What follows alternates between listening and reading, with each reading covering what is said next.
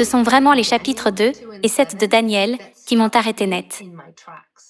J'avais fermement cru que nous étions sauvés par grâce, par la foi, et que Christ venant pour la seconde fois était le jour du jugement.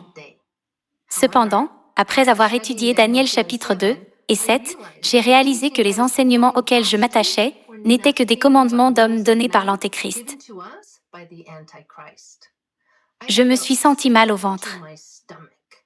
Mon monde entier venait de basculer.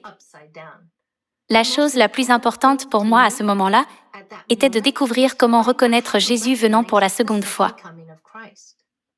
Chaque fois qu'il y avait quelqu'un pour étudier, j'y allais. J'ai attentivement examiné chaque verset de la Bible et posé des questions sans relâche. Il m'était tellement difficile de rejeter les faux enseignements, les idées fixes que j'avais en tête. Après avoir étudié le roi David et le figuier, père et mère ont eu pitié de moi et m'ont ouvert l'esprit pour que je comprenne que le Christ Ahnsahnghong était vraiment notre Dieu, notre Père, apparu dans ces derniers jours en chair. Aucun homme ne peut planifier sa naissance ou sa mort pour qu'il s'aligne sur les prophéties de la Bible.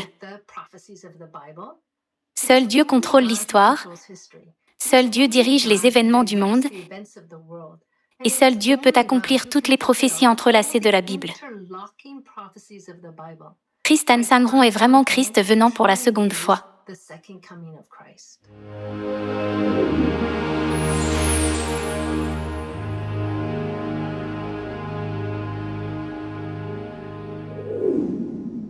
Après l'avoir su sans aucun doute que le Christ Ahnsahnghong était notre Dieu, le Christ venant pour la seconde fois, j'ai commencé à lire les livres de vérité. Je voulais connaître chaque parole que notre Père était venu nous transmettre. Les paroles de la Bible, qui auparavant n'avaient pas de sens pour moi, révèlent maintenant clairement le chemin de la vie éternelle. J'étais tellement reconnaissante envers ceux qui m'avaient prêché, envers ceux qui avaient si patiemment étudié avec moi, que je voulais donner le même amour et la même gentillesse aux autres. Je n'avais jamais voulu être enseignante de la Bible auparavant, mais maintenant oui. J'ai donc prié pour la sagesse et commencé à étudier avec ardeur. Bien sûr, j'ai d'abord partagé la bonne nouvelle avec mes proches. Auparavant, je m'étais entourée de pasteurs du dimanche, de évangélisateurs du dimanche, de croyants du dimanche. J'avais moi-même été un leader de l'église du dimanche à laquelle j'avais assisté pendant de nombreuses années. Comme j'ai commencé à me détacher du monde du culte du dimanche, naturellement, j'ai eu l'occasion de leur expliquer pourquoi je quittais l'église du dimanche et de leur prêcher, en commençant par les pasteurs. Comme vous pouvez l'imaginer, mon épée est devenue très aiguisée, très rapidement. Il y avait ceux de l'Église qui, selon moi, aimaient vraiment Dieu, ils recevraient la vérité de tout leur cœur. Alors que ma vie était transférée à l'Église de Dieu, j'ai commencé à ressentir un amour et une joie débordante que je n'avais jamais ressentie auparavant.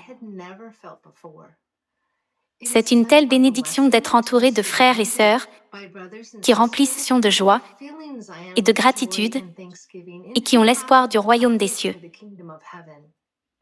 Je tiens sincèrement à remercier Père et Mère pour leur venue, pour nous avoir appelés à sortir des ténèbres et pour avoir permis à nos yeux de voir et à nos oreilles d'entendre ces paroles précieuses qui mènent à la vie éternelle.